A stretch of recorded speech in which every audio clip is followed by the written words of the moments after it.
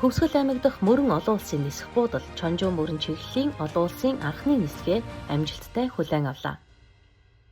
2025 оны 7 дугаар сарын 29-ний өдөр Хөвсгөл аймаг дахь мөрөн олон улсын нисэх буудалд Чонжуу мөрөн чиглэлийн олон улсын анхны нислэг Транс Монголын 616 дуудлагатай Embraer 190 маягийн агаарын хөлөг мөрөнд 9 цаг 40 минутад суулт хийлээ. Тус шууд нийслэх нь Монгол Солонгос хоёр улсын иргэний агаарын тээврийн харилцааг өргөжүүлэн хөгжүүлэх, аялал жуулчлал, эдийн засаг хамтын ажиллагааг бэхжүүлэх, бүс нутгийн хөгжилд дэмжлэг үзүүлэх, орон нутгийн иргэдийн зорчих хөдөлгөөнийг нэмэгдүүлэх зэрэг чухал ач холбогдолтой юм а.